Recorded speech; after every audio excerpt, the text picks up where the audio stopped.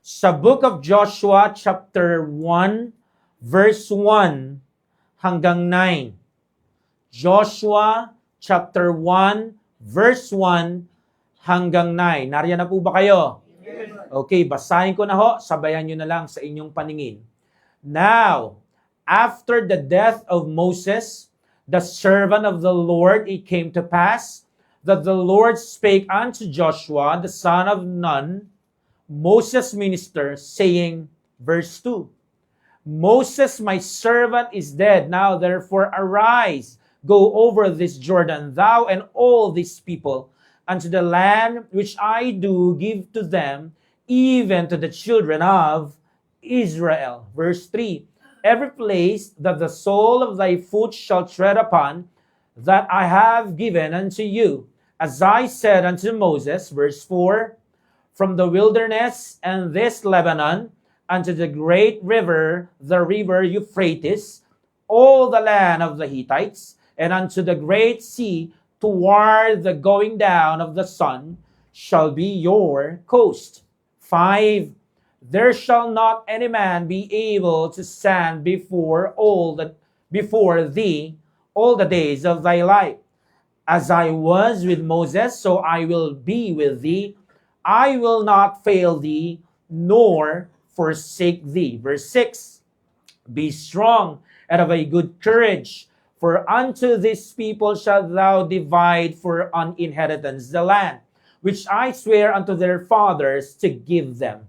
Verse 7, only be thou strong and very courageous, that thou mayest observe to do according to all the law which Moses my servant commanded thee. Turn not from it to the right hand or to the left, that thou mayest prosper whithersoever thou goest. Verse 8, this book of the law shall not depart out of thy mouth, but thou shalt meditate therein day and night, that thou mayest observe to do according to all that is written therein. For then thou shalt make thy way prosperous, and then thou shalt have good success. Verse 9, last verse. Have not I commanded thee? Be strong and of a good courage. Be not afraid, neither be thou dismayed. For the Lord thy God is with thee whithersoever thou goest. Ang Diyos po ang magpala sa kanyang salita. Maaari na po kayong maupo. So dito ho sa talatang ating binasa, makikita ho natin si Joshua. Matapos ho mamatay ni Moses, nagsalita o kinausap ng banal na Diyos si Joshua. Dito ho inatasan siya na pamunuan ng bansang Israel na tumawid sa ilog ng Jordan patungo sa lupang pangako.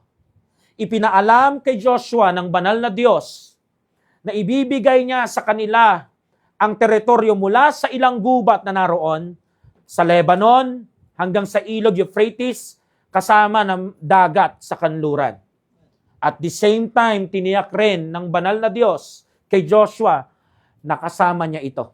Amen. Kung paano niya kasama si Moses, yun din po yung kalakip na pangako na ibinigay niya kay Joshua sa kanyang liderato. Hindi niya iiwanan daw si Joshua. At hindi niya pababayaan si Joshua at ang buong bayan niya. Dito rin ho makikita natin sa ating mga talatang binasa sa chapter 1 ng Joshua. Iniutos ng Diyos sa bagong leader na ito na maging matapang at matatag. Matapang at matatag na sundin ang lahat ng mga itinuro ng kanyang mentor na si Moses. Huwag daw siyang lilingon sa ibang daan. Kailangan, kung saan lang yung daan na tuwid na natutuhan niya sa mentor niya, doon lang siya hanggang malagot ang kanyang hininga. At doon sa daan na yon, doon niya lang ililid ang bayan ng Diyos. Nakakahabol po kayo? Amen. So, dahil sa utos na yon, nakita natin, yun po ay instruction ng Diyos sa kanya na siya dapat bilang leader, siya ang mauna. Kaya inutos sa kanya ng Panginoon na pag-aralan at laging ibulay-bulay ang kanyang mga kautusan. At hindi lang basta palagian. Kailangan daw araw at gabi. Araw at gabi. Bakit? Kasi sa pamamagitan daw ho nun ay magiging matagumpay si Joshua at ang mga tao niya sa lahat ng kanilang pupuntahan at mga laban na kakaharapin. Siguro, itong aking mga sinasabi sa introduction na to, sapat na itong maiksing introduction na ito para ho ihanda kayo sa mensahe. Amen? Ang pamagat ko ng mensahe ngayong gabi ay the truths about the land of the new year. The truths about the land of the new year. Number 1, unang truth sa tatlong truths na kailangan nating malaman at tanggapin. Number 1, the fixed truth. Fixed truth. Sa verse 1 hanggang verse 4 ng chapter 1 ng Joshua, basahin ho natin. Meron ho tayong makikita dyan para mapagtibay natin yung unang puntos natin. Now, after the death of Moses, the servant of the Lord, it came to pass that the Lord spake unto Joshua, the son of Nun, Moses' minister, saying, Moses, my servant, is dead. Now therefore rise, go over this Jordan, thou and all these people, unto the land which I do give to them, even unto the children of Israel. 3. Ano sabi? Every place that the sole of your foot shall tread upon, that I have given unto you, as I said unto Moses, for the wilderness and this Lebanon, even unto the great river, the river of Euphrates, all the land of the Hittites, and unto the great sea, toward the going down of the sun, shall be your coast. Sa mga verses po na ito, si Joshua, ang bagong pinuno ng Israel, ay binigyan kong reminder at assurance ng banal na Diyos na ano po, He has already given the land of Canaan to them. Meaning, wala nang makakapigil dito. Kumbaga sa isang tira ng isang shooter sa basketball, sure ball na papasok yung bola.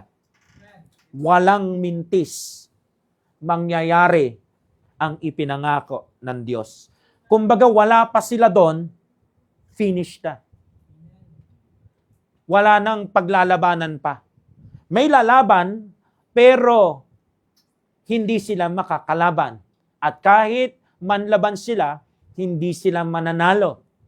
Kasi ang lupain ng Canaan ay naipangako na po kay Joshua. Amen? At sa bayan ng Israel. Si Joshua ay inutusan po rito ng Diyos na i-lead ang God's people sa Canaan. Para saan? To claim it. To claim the land. Kasi ito po ay hindi lang ipinangako sa kanila o sa henerasyon nila o kahit kay Moses lang. In fact, ipinangako ito sa kanilang kanununuan pa. Kung titignan nyo po sa Genesis chapter 12 verse 7, makikita ho natin kung gaano kagrabe o kung gaano katagal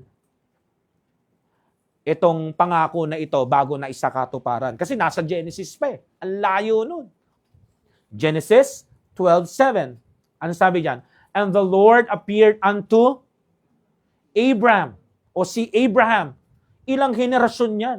Ilang taon yan? Bago umabot kay Joshua. Ang tagal po niyan. Anong sabi diyan? Anong pangako? Unto thy seed will I give this land. So si Joshua at yung mga kasama niyang bagong henerasyon ng Israelites, sila yung seed na yon. Amen? And there builded he an altar unto the Lord who appeared unto him. So makikita natin ang tagal na, di ba? Pero ang mahalaga, kahit matagal, sa awat biyaya ng Diyos, napasa kanila pa rin. Meron mga pangako ang Diyos sa buhay Kristiyano natin na para bagang hindi mangyayari. Ang tagal mo nang hinihintay. Nakailang tema na tayo. Ang daming nadagdag, ang daming nawala sa church na to. Pero huwag kang mag-quit. Amen? Malay mo, ngayong taon, sa tema nating crucified, gamit ang text na Galatians 2:20, yung pinakahihintay mong pangako ng Diyos ngayong taon na ito, doon mo makuha pa isa-isa. At ang promise na ito, mga minamahal, kay Abraham ay patungkol sa promised land. Tama ho ba? So, itong Genesis chapter 12 verse 7, ito yung unang beses na binanggit ng banal na Diyos ang pangakong ito. So, nung inuulit niya ito kay Moses, at dun sa panibagong leader na pumalit, yung assistant ni Moses, sino yun? Si Joshua, ano nangyayari dito? Nire-reaffirm niya yung pangako niya. Na talagang makukuha nila itong bagay na ito. At mangyayari na ito sa henerasyon nila. Kaya nga mga minamahal, gusto ko lang sabihin, huwag tayong mainip. Baka yung lote, building na pinagpe-pray natin at magiging lugar natin dito sa lungsod ng Mandaluyong, noong mga nakaraang taon, hindi natin nakuha. Amen? Pero malay nyo, kasama ang mga bagong henerasyon ng mga ligtas dito at yung mga paparating pa. Itong ikasampung taon natin ang simula. Amen? Kaya dapat hindi tayo umaayaw at humihinto sa pagtitiwala sa Panginoon. Tama ho ba? Tingnan nyo po, later on, hindi naman sila nanatili sa ilang. Hindi sila forever na nag-wander sa wilderness. Later on po, huminto iyon. Tama ho ba? Kasi sa simula pa lang nakatakda na sila na pumasok sa promised land.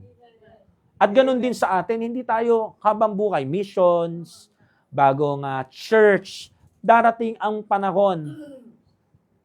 Darami at darami tayo, lalaki ang bilang, lalakas ang mga disipulo ng Panginoon dito. Amen? Amen. Magkakaroon tayo ng ating sariling worship place. Later on, isa-send out yung mga missionaries natin. Kahit yung tipong kala mo, dito ka na, no? Sa tabi lang ako ni pastor, hindi pala mangyayari. Ito na pala yung simula ng mga pagsasend out itong taon na to. Kaya dapat yung panawagan nyo, panghawakan nyo, baka wala na, nasanay na kayo na nandito tayo sa nasanay tayo sa tabi ni pastor, Huwag po kayong masanay sa tabi ko. Amen? Sumandal po kayo sa Diyos nyo. Amen? Wala nang umi-amen Parang gusto na lang sa tabi ko Diba?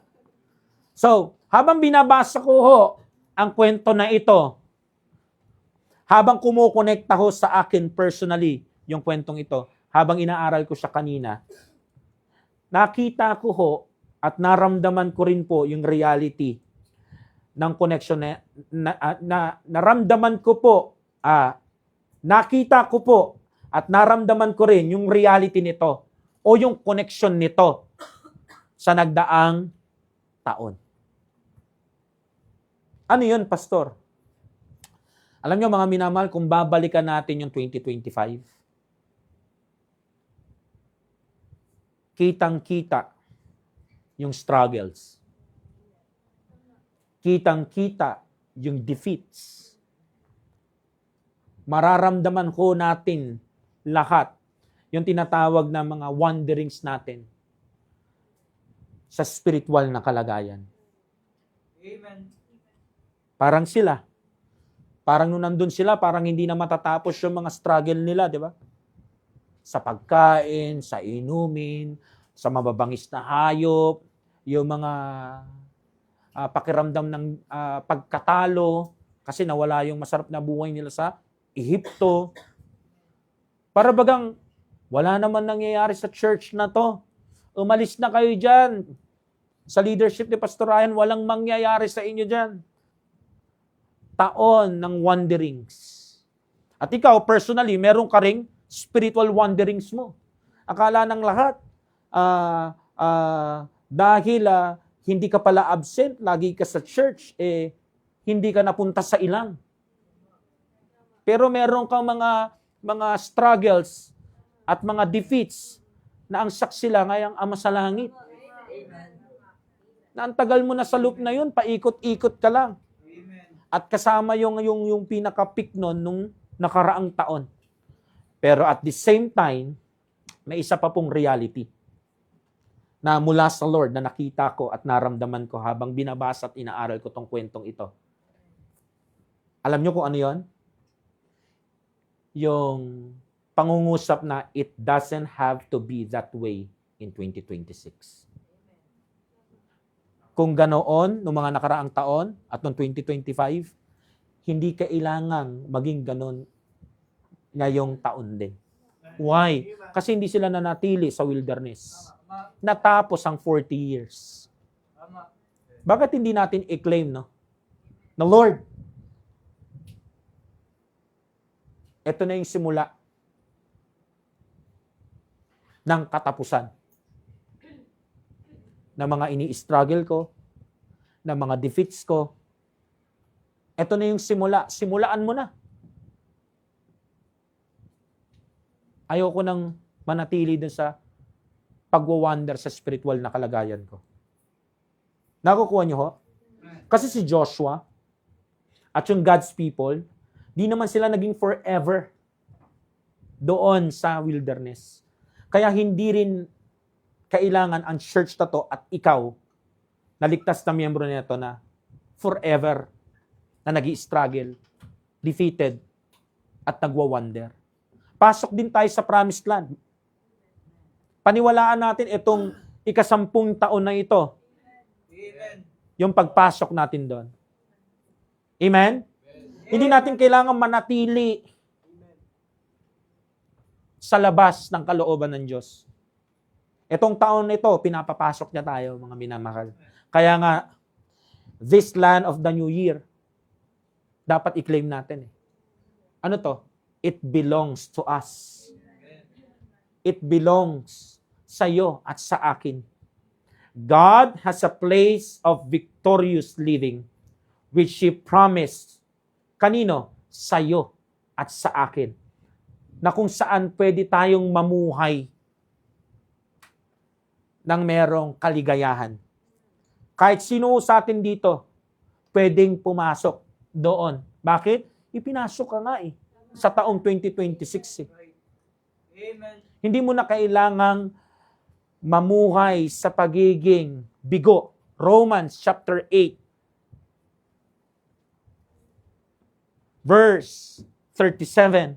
Nay, in all these things we are more than conquerors through Him that love us. Ibig sabihin dyan, no? Alam mo yung mananagumpay ka lang, maganda na Yung nagtagumpay ka lang, maganda na. Sabi dyan, higit pa tayo sa mananagumpay. Di 2 times ang ganda nun. Kaya hindi na ho dapat manatili sa labas.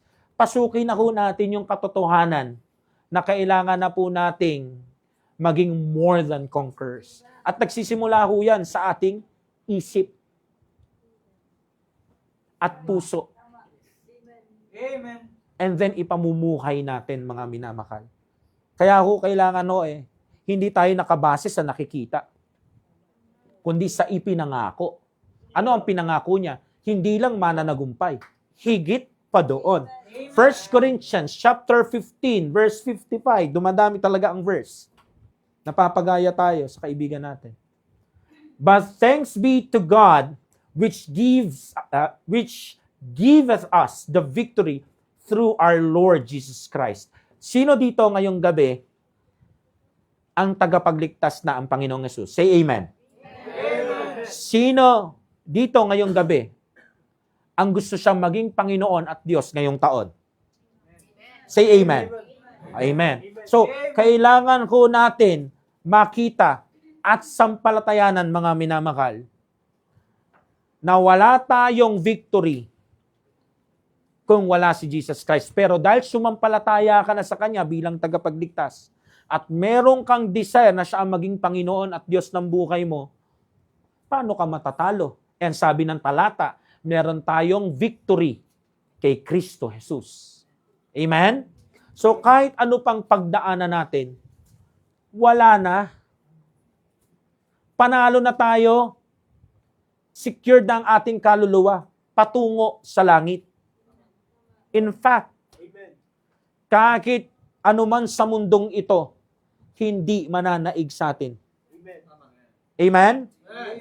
I truly believe na ang Diyos, hindi niya po tayo iniligtas para makitang struggle at defeated.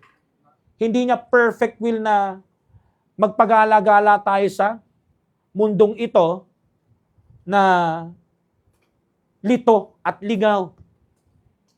Nga lang, ang problema, most of the time, we struggle and feel defeated because we refuse to walk in the victory of the Lord Jesus Christ. Kaya ho tayo nakakaramdam ng struggle at defeat.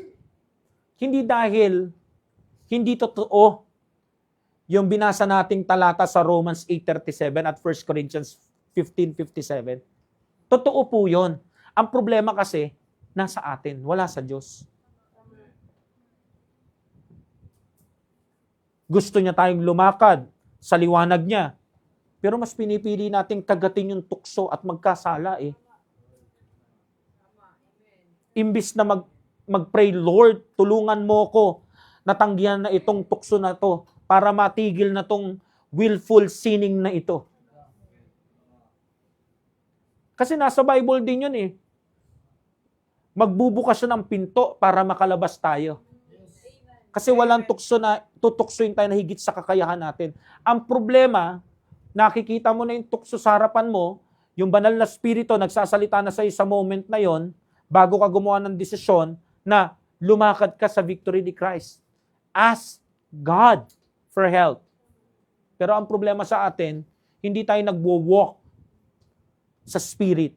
Kaya wala tayong paglakad sa victory ni Christ. Nakukuha niyo ko? Kaya sana ko kahit maramdaman niyo na ano ba to, niligtas ako ng Panginoon para mahirapan. Hindi totoo yan. Gusto niyang maging higit ka pa sa mananagumpay. Gusto niyang ma-experience mo ngayong taon yung victory na kabuntot ng pagiging ligtas at tagasunod ng Panginoong Yesus. Anong solusyon natin doon, mga minamahal? Para hindi na tayo mamroblema pa. Hindi na tayo mag-struggle, hindi na natin ma-feel yung defeat at tamasain natin yung victory ni Christ. We must constantly be crucified with the Lord Jesus Christ. Kailangan ho nating isurrender ang sarili natin sa katotohanan na to. Kailangan constant crucifying ng ating mga sarili sa Panginoong Yesus. Otherwise, no victory will come to us in the year of 2026. Pumasok ka. Pero wag kang umasa na lalabas kang panalo ka. Kasi nga 'di ba, sabi ang victory ay through the Lord Jesus Christ lamang, hindi sa ating mga sarili. Ang linaw eh. Doon sa tema natin, crucified with Christ. Ang linaw po ng Galatians 2:20. Actually, ano na yan eh. Self-explanatory na yan, di ba? Tignan nyo po. Yung crucified with Christ na yan, yung Galatians 2:20 na yan, inexplain po yan doon sa sinabi ng Panginoon sa John chapter 15, 4 and 5. Tignan nyo po. Abide in me, and I in you. As the branch cannot bear fruit of itself, except it abide in the vine. No more can ye, except ye abide in me. 5. I am the vine, ye are the branches. He that abideth in me, and I in him, the same bringeth forth much fruit. For without me ye can do nothing. Crucified with Christ, it means abiding in me or in Christ. Anong sabi diyan? Katulad ng mga sanga, it cannot bear fruit itself. Hindi kaya mabunga ng sanga sa sarili lang niya. Kailangan nakadikit siya doon sa vine o sa puno niya. Kasi kung hindi, wala daw bunga. Kaya nga ang sabi diyan, tinan nyo, no more can ye except ye abide in me. So kung walang crucified with Christ na constant, nakukuha nyo ho? Hindi mangyayari not I but Christ. Walang obedient, submissive na Kristiyano at walang victory mararanasan. Bakit? Kasi sabi diyan, he that abideth in me and I in him, the same bringeth forth much fruit. Dito tayo didiin, no? For without me, ye can do nothing. So kahit saved ka pala, kahit miyembro ka pala ng church na to, kung hindi ka naka-abide, o kung isusunod natin sa Galatians 2:20, hindi ka naka-crucified with Christ, hindi mo mabibigyan ang sarili mo kahit anong gawin mo ng victory. Nakukuha nyo ho? Hindi mo mabibigyan ang sarili mo ng mga sangkap na nakapaloob doon. Hindi mo matitikman yung kapayapaan ng isip, kagalakan ng puso. Why? Kasi lahat yun, mga minamahal, ay produkto ni Kristo. Amen? So, gusto ba nating i-conquer ang land of the new year na ito? Na sinasabi natin, it belongs to us. Gusto ba natin? Say amen kung gusto niyo po. Ano pang hinihintay niyo? Ano pang hinihintay natin? Abide in the vine. Or should I say, crucified with Christ. Tapos na tayo sa the fixed truth. Number 2. Sa mensaheng pinamagatang the truths about the land of the new year. Number 2, na katotohanan. The faith, truth. Faith, truth. Verse 5, 6, and then lundag tayo sa 9. Ano nakalagay dyan? Chapter 1 ng Joshua. There shall not any man be able to stand before thee all the days of thy life. As I was with Moses, so I will be with thee. I will not fail thee, nor forsake thee. Ganda ng pangako dito, no? 6. Be strong and of a good courage, for unto this people shalt thou divide for an inheritance the land which I swear unto their fathers to give them. So binigyan siya ng lisensya dito ng Panginoon na maging human instrument niya para makuha yung blessing ng Diyos. Pagdating ho sa 9, have not I commanded thee? So paulit-ulit ang Panginoon, di ba? Na siya, be strong at maging of a good courage. Ibig sabihin, si Joshua ay pinanghihinaan ng loob dito. Natatakot siya. Siyempre nga naman, no? Hindi po dahil duwag si Joshua, ha? Kaya po siya ini-encourage ng Panginoon dito kasi napakalaking responsibilidad po ang hahawakan niya. Kasi ang hawakan niya, bansa. At hindi ho yun madali. Kaya ang Diyos dito, bagamat may pangako, at the same time, binibigyan siya ng encouragement. Sabi diyan, be not afraid, neither thou be dismayed.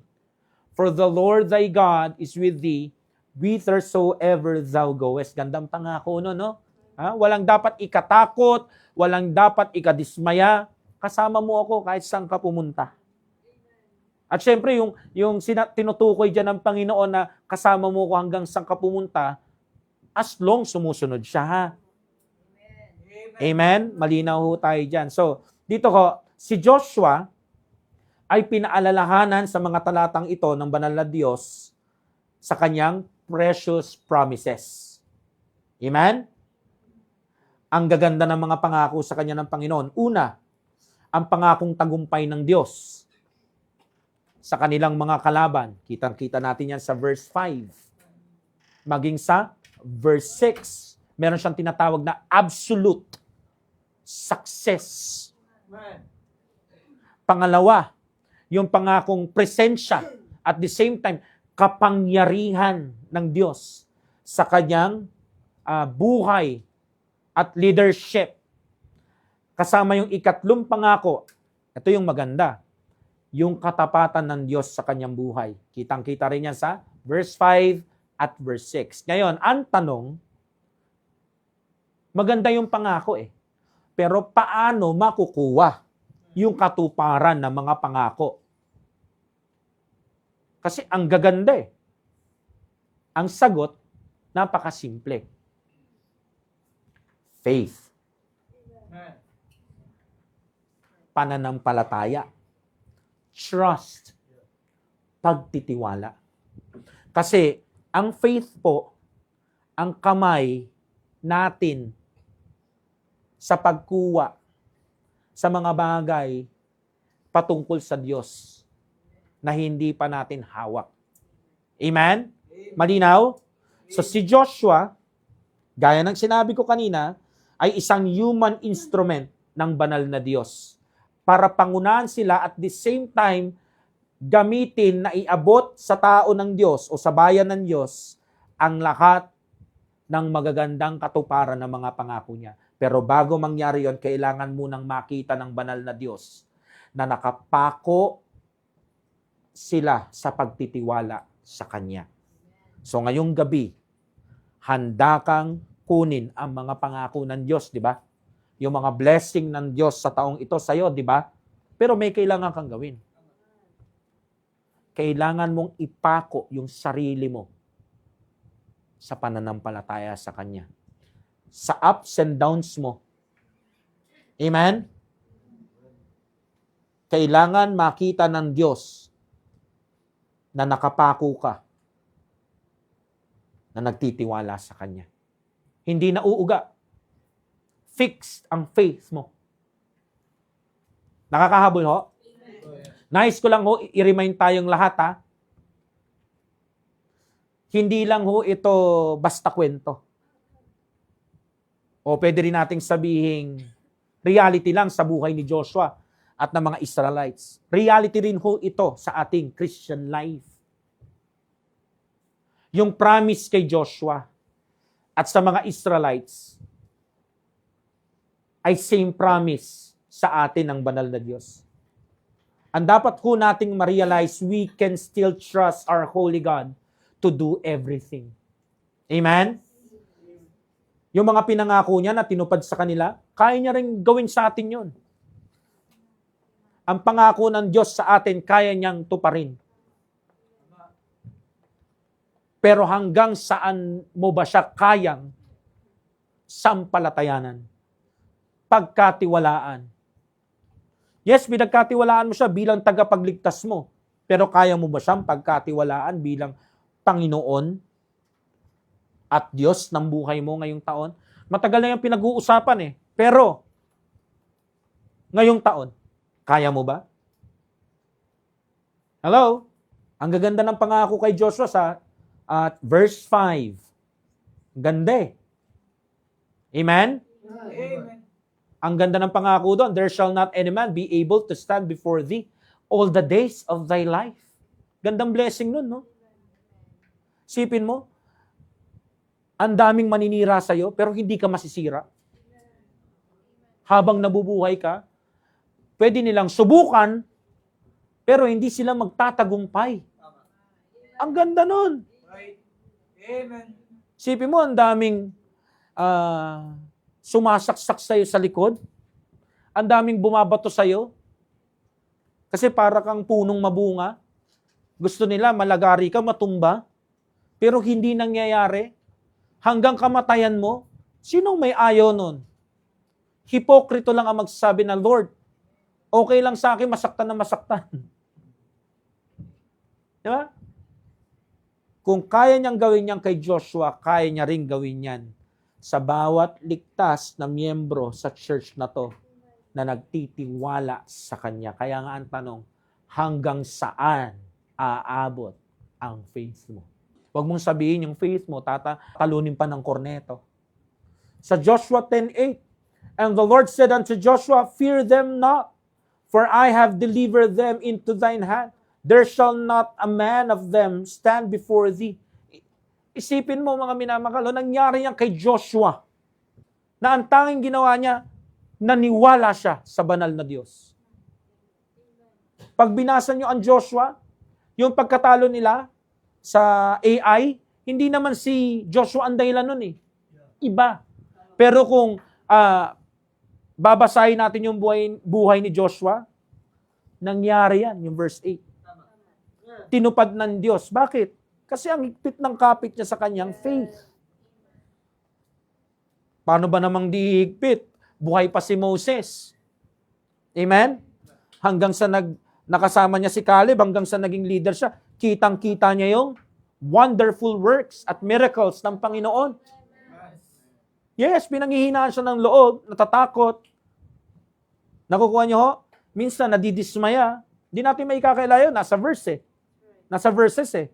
At brinot up ng Lord eh. Pero walang sinabi doon na namatay yung apoy ng faith niya. Amen?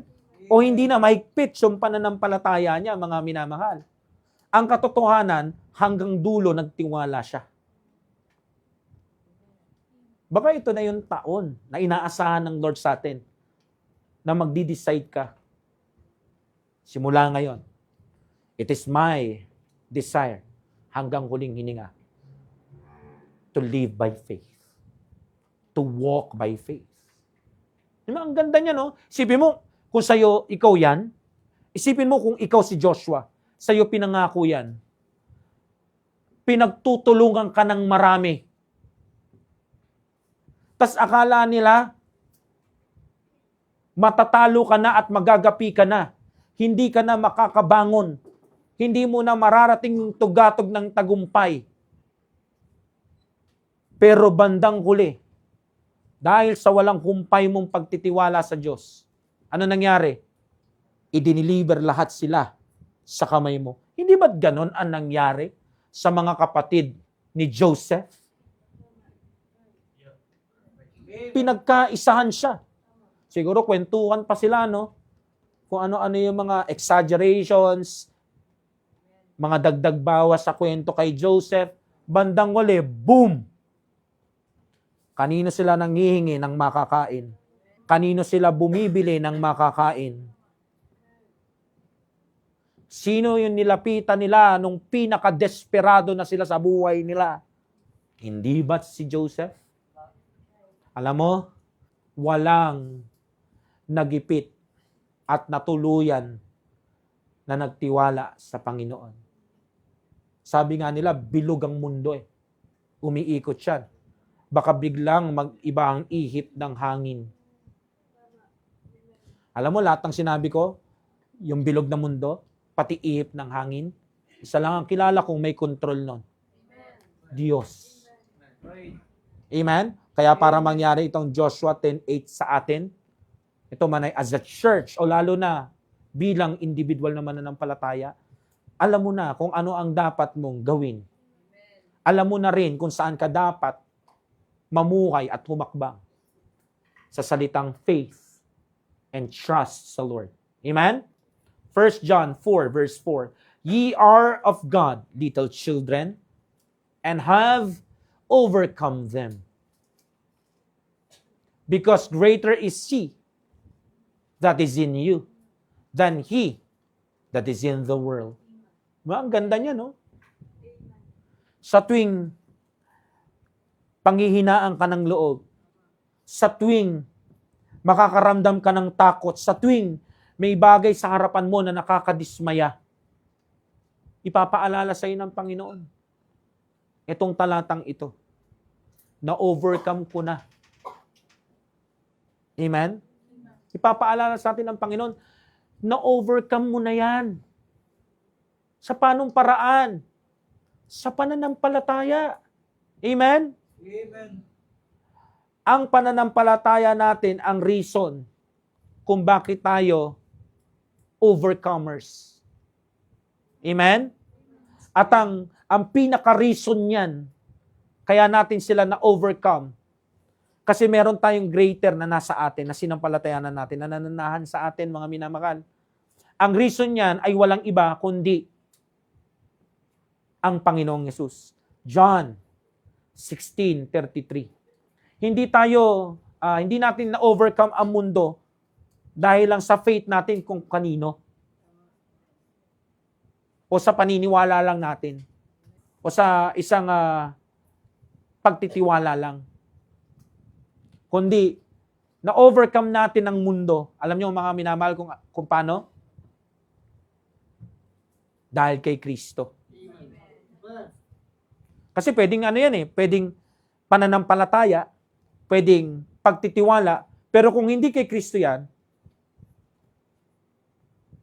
walang word na overcome. Hindi masasabing greater yan kaysa sa mundo. Amen? Pero dahil nag-i-exist yung word na overcome at greater yun nasa atin, therefore, sino yun? Sino yung nilapagan natin ng pananampalataya at pagtitiwala natin? Walang iba kundi ang Lord Jesus Christ. Anong sabi diyan? These things I have spoken unto you, that in me, ye might have peace. Hindi titigil ang gulo sa mundo. Pero yung mga nagtiwala kay Kristo, may kapayapaan. In the world, ye shall have tribulation. See? Hindi ipinangako ng Panginoon na ang mga ligtas, isisave ko kayo sa lahat ng kapigatian. Andiyan pa rin ang kapigatian. Pero sa Kanya, meron tayong kapayapaan at ang kapayapaan niya ay higit sa kahit anumang kapighatian. But be of good cheer. So, hindi ka kailangang panghinaan ng loob, matakot at madismaya. Ano sabi niya? I have overcome the world. So, sino daw yung overcomer ng world na great na nasa atin? Si Jesus Christ. Kaya dapat kinukrucify natin yung sarili natin sa Kanya. Kasi doon lang natin na makikita, mararamdaman, mai-experience yung peace. Amen. The more tayong naka-detach sa Kanya, the more nating ramdam yung intensity ng tribulation. The more tayong nakakonekta naman sa Kanya, doon tayo nagkakaroon o doon siya nagkikreate sa atin ng kapayapaan, mga minamahal. Magiging talunan lang ang isang mananampalataya sa Christian life na ito kung hahayaan niyang kamatayan niyang di nakapako sa pagtitiwala sa Panginoong Yesus. Naulit ko, magiging talunan lang ang isang mananampalataya sa Christian life na ito kung hahayaan niyang kamatayan niyang di nakapako sa pagtitiwala sa Panginoong Yesus ang kanyang sarili. So ano yun? Waste opportunity po yun. Makikita natin isa pa sa mga dapat nating makita, yung presensya at kapangyarihan ng Diyos sa buhay ni Joshua. Pwede rin ho nating maranasan niyang presensya at kapangyarihan na yan sa buhay natin. Ang Lord Jesus Christ, ever present po yan sa Christian life natin. Lagi siyang andon, hindi siya nalilate, di rin siya uma-absent. Diba? Hebrews 13:5. Ano nakalagay doon sa Hebrews 13:5? kung ating babalikan, kung usaping ever-present lang. Ay nakalagay, I will never leave thee, nor forsake thee. Ano pa? Ang Lord Jesus Christ, hindi lang siya ever-present. All-powerful siya sa Christian life natin. Matthew 28:18. Ano nakalagay doon? Sa Matthew 28:18. Sige po. And Jesus came and spake unto them, saying, all power is given unto me, in heaven and in earth. In heaven, kaya niyang magbigay sa atin ng eternal security. In earth, kaya niya tayong bigyan ng peace kahit nasa kalagitnaan tayo ng namimigating sanlibutan. Why? Kasi siya ang overcomer, na greater kaysa sa mundong ito. But the question is, do you believe that? Kasi kahit nakasulat siyang truth na yan sa Bible, amen? Pero ikaw, walang kabilib-bilib sa Diyos na nangako, magiging isang malaking fairy tale lang sa'yo ang mensaheng ito. Magiging sweet nothing lang itong mga talatang ito. Ang nais ko pong pakatandaan nating lahat, yes, meron nga tayong Panginoong Yesus na napako sa krus. Ngunit, walang anuman o alinman sa mga pangako niya ang napako ni isa. Lahat ho, tumupad siya. Amen. Kaya talagang this land of the new year na to, it really belongs to us. Ang labanan lang dito, nananampalataya ka ba? Buong puso? Buong kaluluwa? At buong lakas mo bang isisigaw sa isip mo ngayon habang nakikinig ka? Yes, I believe that. Number 3, sa mensaheng pinamagatang, the truths about the land of the new year. Tapos na tayo sa fix ng katotohanan. Tapos na rin tayo sa faith ng katotohanan. Panghuli, the fairy truth. Fairy truth. Sino dito ang pamilyar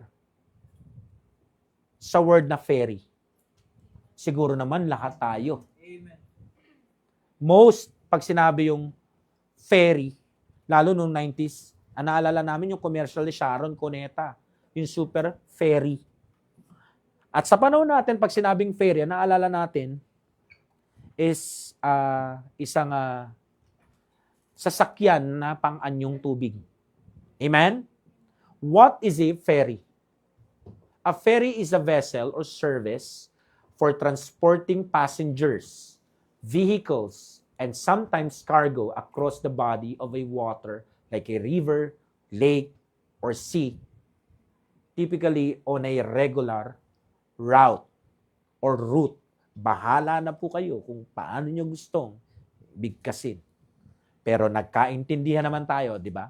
So, anong ideya ang gusto mong iparating, Tito Pastor, sa ikatlong puntos na to? Anong fairy truth? Ang ideya rito, mga minamahal, bilang figure of speech, yung tinatawag na the fairy truth. Ito ay truth that acts as a bridge or transporter carrying God's people from wilderness to promised land. Amen? Gaya ng Lord Jesus Christ, kasama yung kanyang disciples sa preach ko sa inyo nung nakaraan sa Mark chapter 4 verse 35. Yung sinabi niyang, let us pass over unto the other side. So itong tatlong truth na ito ay magiging ferry natin. Sasakyan natin itong mga katotohanan na to. Amen? Amen. Para makarating doon sa ating promised land o doon sa other side na inihanda sa atin ng Panginoon. Amen? So, sinabi ng Panginoong Diyos kay Joshua, balik tayo sa ating text, na kung siya ay mamumuno sa mga tao ng Diyos para makonquer nila ang buong Canaan. Yung Canaan, ito po yung pangalan ng Promised Land.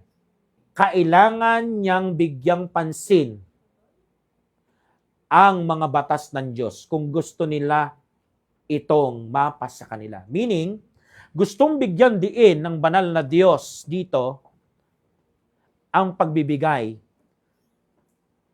diin sa ating mga buhay pagdating sa banal na salita ng Diyos.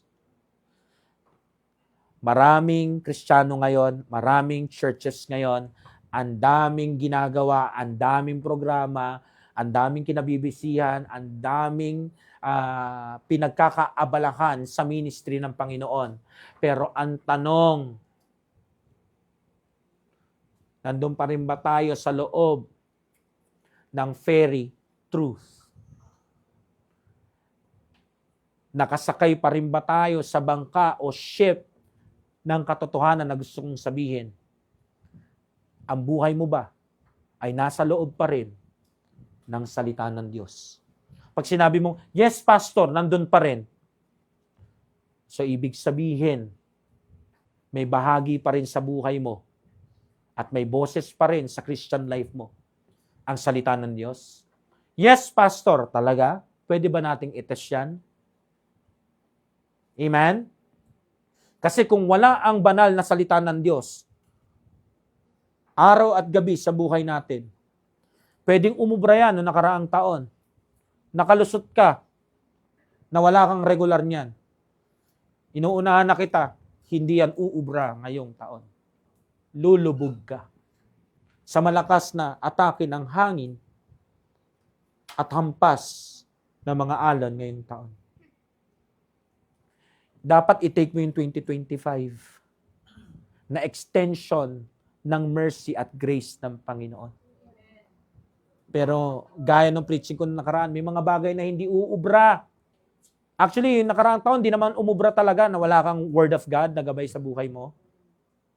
Yun ay mercy at grace period sa'yo. Pero wag naman po natin na i-frustrate yung mercy at lalo na yung grace ng ating Diyos. Gusto mong matapos ang struggles? Gusto mong matapos ang mga defeats? Mga minamahal? Matagal na yan nakasakay sa mga balikat mo eh. Araw at gabi. Kung gusto po natin, mga minamahal, na magwakas sa mga yan, kailangan po gawin natin yung bagay na sinabi ng Diyos kay Joshua. Bigyan muling pahalaga. Bigyan muling halaga ang banal na salita ng Diyos. Back to basic tayo, mga minamahal. Kailangan ngayong taon mag-back to basic tayo.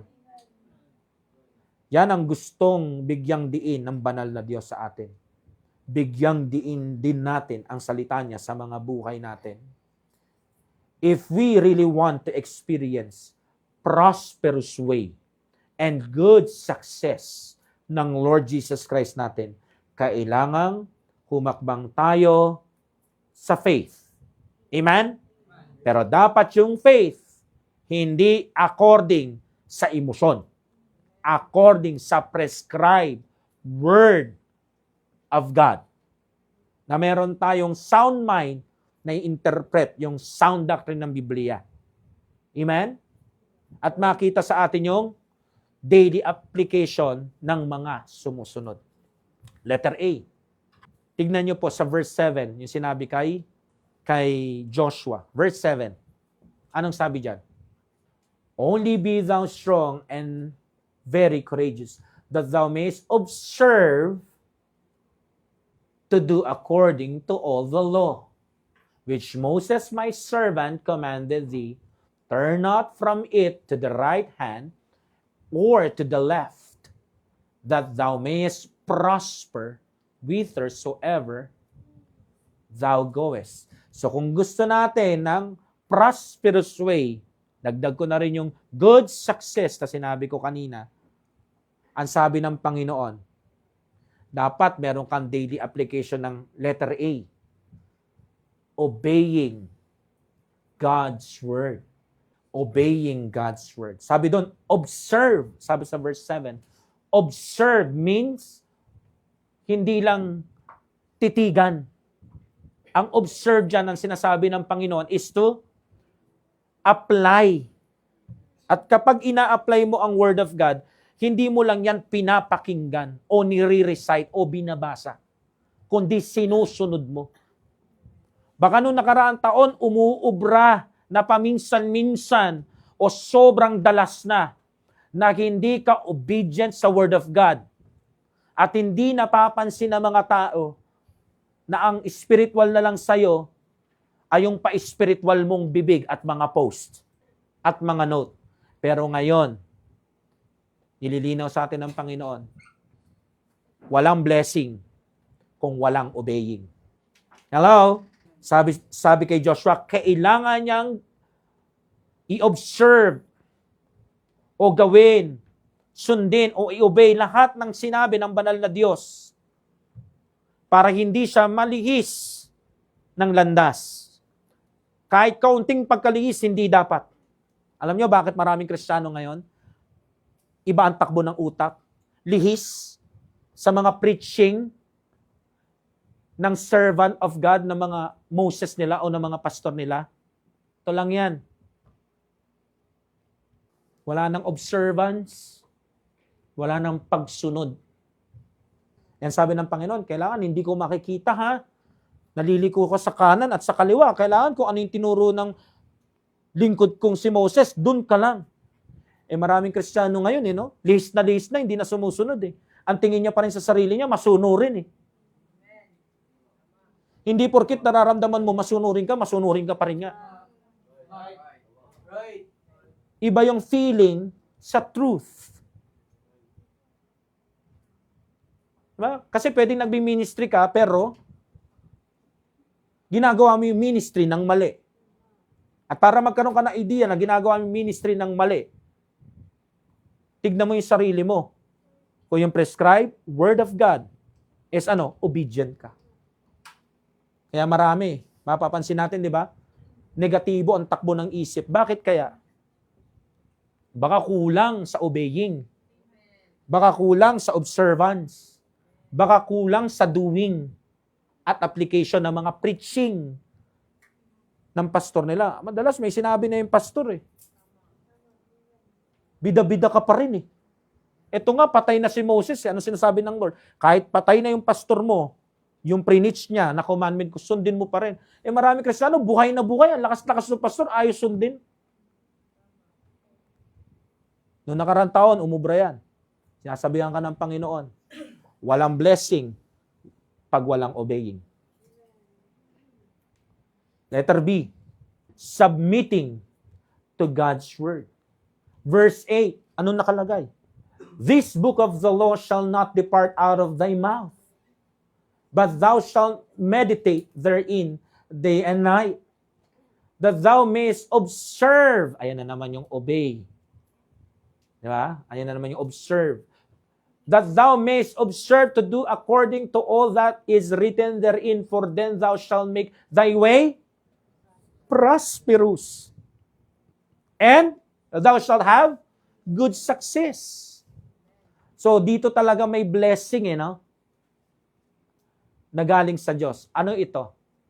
Pag merong submission sa Word of God, merong prosperous way at merong good success. So, pag binaliktad mo, hindi mo sinunod at hindi ka nag-submit sa verse 8 na to, wala kang maaasahang blessing sa buhay mo. Nakukuha niyo ho? So, ang sabi diyan, araw at gabi. Sabi kay Joshua ng Panginoon, araw at gabi dapat puno ng batas ko ang isipan mo, Joshua. So, anong ibig sabihin ng Panginoon diyan? Nung nakaraang taon at mga taon, umubra yung style mo. Pero ngayong ika-10 taon ng Sanctified Baptist Church, hindi na uubra yan. at hindi ako magbibigay ng blessing sa inyo at sa'yo. Dati, nakakalusot. Ngayon, hindi na. Hindi pwedeng umaga lang ang basa. Hindi pwedeng gabi lang ang basa. Kailangan araw at gabi ang basa. Paano kung antok na antok ako? Basa. Sabi niya Sabi diyan, meditate. Bulay-bulay. Ibig sabihin, pag meditate mo, pinupuno mo yung isipan mo ng salita ng Diyos. So sinasabi ng Diyos diyan, hindi ka mapupuno na umaga lang. Alam mo paano ka mapupuno? Umaga at gabi. Kaya yung ibang pabasa-basa ng umaga, makikita mo pagpipili na ng pasyahin, kaya mali-mali, hindi buo, na nagagawa yung perfectong kalooban ng Diyos. Kasi umaga lang. Samahan mo ng gabi, baka gumanda yung decision making mo. Hindi pwedeng ang quiet time mo kung saan ka lang convenient. Kailangan, pag sinabing meron kang quiet time sa akin, kailangan may quality. At kapag may quality, may quantity. Ilan daw dapat? 2. Umaga at gabi. Pagod ako sa trabaho, hindi niya kasalanan yon. Kasalanan ba ng Lord na mag-overtime ka at magpakapagod ka? Dapat, kapag nagpuyat ka, kaya mo rin bumangon sa madaling araw at makipagtagpo sa Kanya. Dati, umuubra, di ba? O, tignan mo yung mga relationship mo. Tignan mo yung sa trabaho mo. Tignan mo yung decision making mo. O, ito na lang, tignan mo yung takbo ng isip mo at puso mo kung gaano kagulo.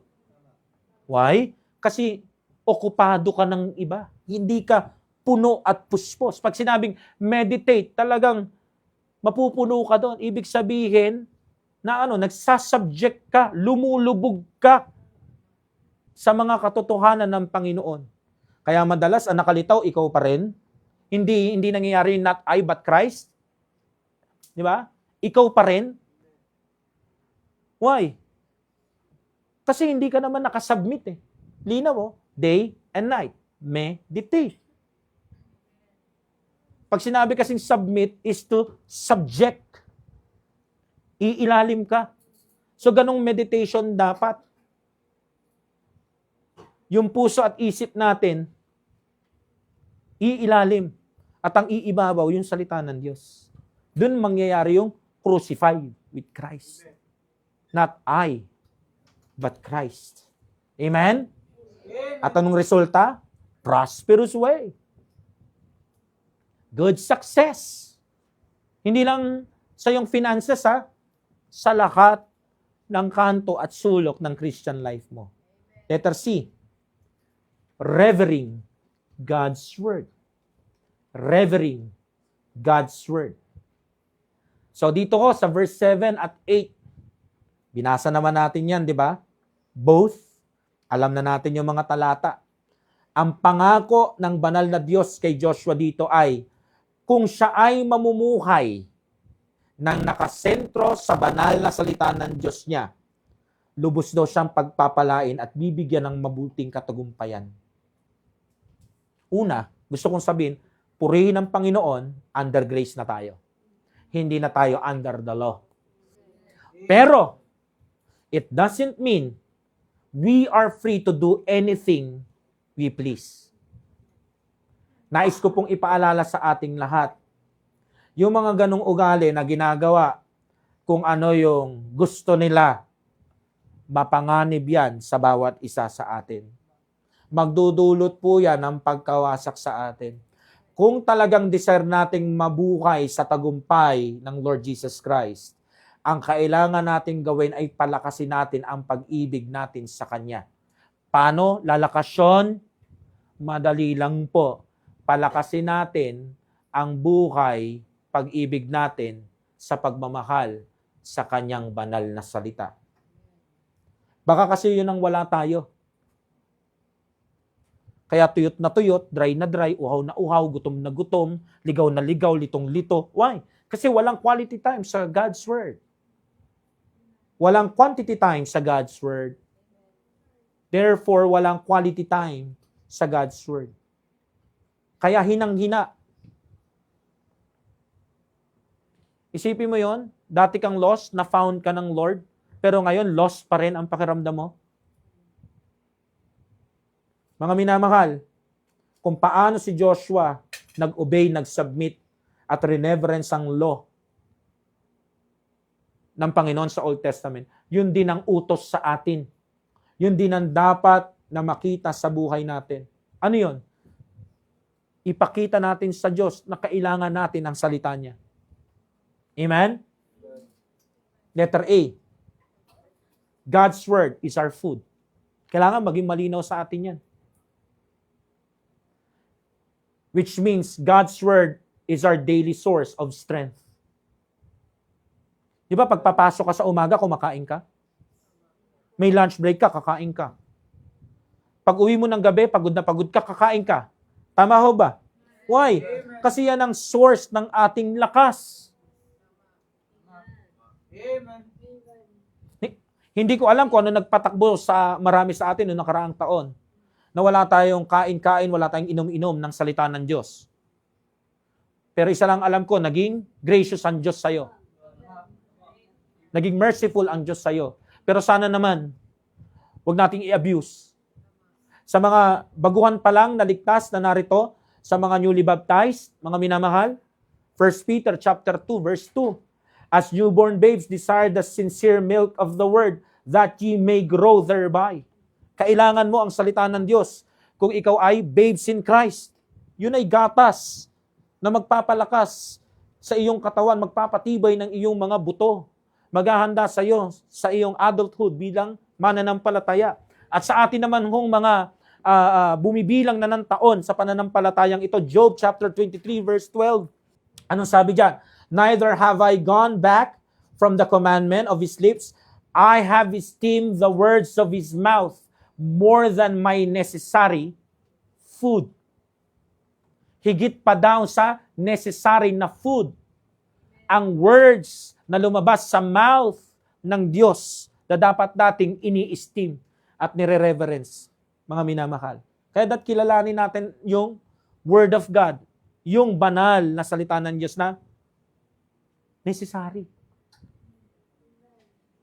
Need yan. Pansinin nyo, minsan pag umaga papasok ka, tinatamad ka, di ba? Tinatamad kang kumain, tinatamad kang uminom ng kape, pero ginagawa mo pa rin. Kasi alam mo, meron kang heavy na responsibility gagawin. Kailangan mo ng lakas. Huwag mong katamaran kumain. Amen? Hello?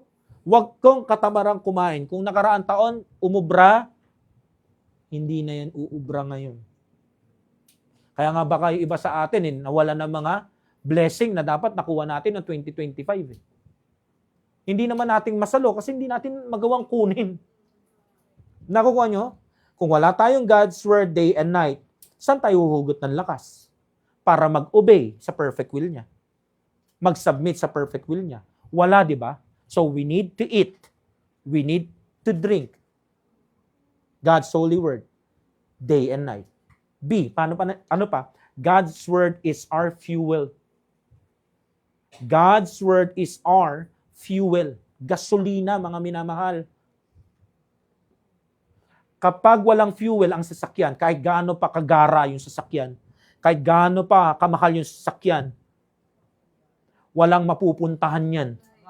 Walang buhay. Hello? Kahit gaano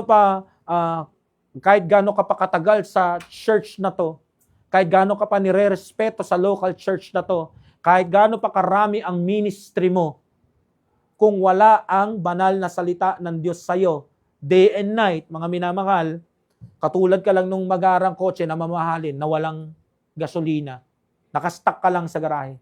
We are to live by the Holy Book. Hindi tayo pwedeng mamuhay sa ibang paraan o sa ibang manual. Holy Bible lang. Psalm 119:11. Thy word have I hid in mine heart, that I might not sin against thee. Gusto mong mahinto? yung sinful living, yung mga willful sinning, hindi mo kayang gawin yan. Gamit yung mga motivational na salitaan ng mga motivational speakers sa YouTube o kahit saan SOCMED.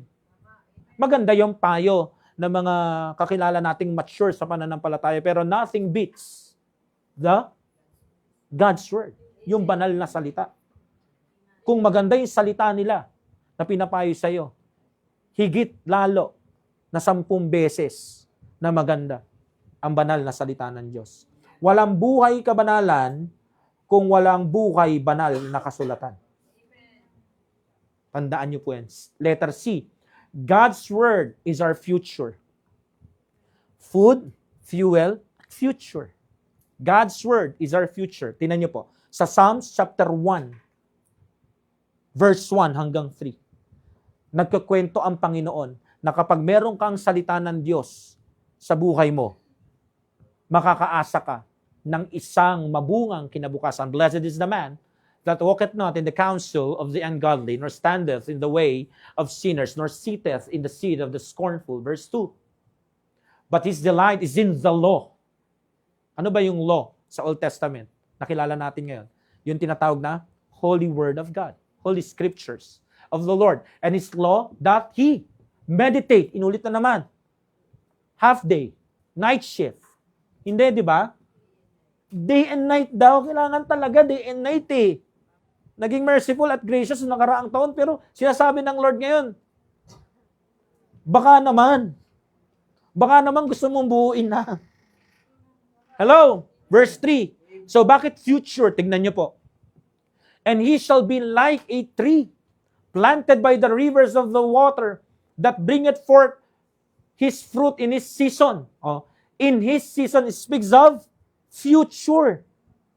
Panahon na paparating. Kasi hindi naman laging namumunga ang puno. Sinasabi dito, ang tao na nagme-meditate day and night ng banal na salita ng Diyos, darating ang panahon sa kanya na magiging katulad siya ng isang malaking puno na nasa tabi ng river na nakakasipsip ng gustong tubig. At dahil doon, nasisipsip niya yung tubig ng banal na salita ng Diyos, magbubunga yun sa buhay niya pagdating ng season na yon, ng future. His leaf also shall not wither. So hindi daw mamamatay yung mga dahon niya, and whatsoever he doeth shall prosper. So pag nakita ng Diyos na minamahal mo yung banal niyang salita, hindi niya kakalimutan yon. Umasa ka sa kinabukasan, magiging higanting puno ka na mabunga, na kung ano man ang gagawin mo, merong blessing kang matatanggap. At hindi yan nakukulong lang sa tinatawag na pinansyal. Sa lahat ulit po yan ng kanto at sulok ng mga buhay natin. Ha? Kasama dyan yung meron kang mapayapa, meron kang maligaya, meron kang mabunga na buhay kasama ang iyong mga pamilya. Yan ang epekto ng puspos ng banal na salita ng Diyos. Mga minamahal, ini-encourage ko po ang bawat isa sa atin. Magsimula tayo ulit. Back to basic tayo. Maglaan tayo ulit ng oras, araw at gabi. May sumabay o wala. Ito ay individual na responsibilidad. Amen. Di ba? Tara na doon sa green pasture ng Panginoon. Puntahan natin yung shepherd natin. Kung talagang naniniwala tayo na this land of the new year ay yung ating green pasture, hindi pwedeng hindi natin maririnig o regular na naririnig yung boses ng Panginoon natin. Sabi doon, my sheep, hear my voice. Para maging strong ulit yung spiritual life natin, para maging effective servants tayo ulit. Amen? Amen. Alam nyo na ho ang dapat gawin. Sumakay na po kayo sa ferry na ito. Ang point number 3, huwag na matigas ang ulo natin, meditate day and night. So sa ating hong pagsasara, meron lang tayong konting tanong sa ating conclusion. Sa anong katotohanan nangusap ang Panginoong Hesukristo sa iyo sa land of the new year na ito? Point number 1 ba? Doon ba sa fixed? Point number 2 ba? Doon ba sa faith? Or point number 3? Doon sa fairy? O baka naman, lahat? Shall we pray?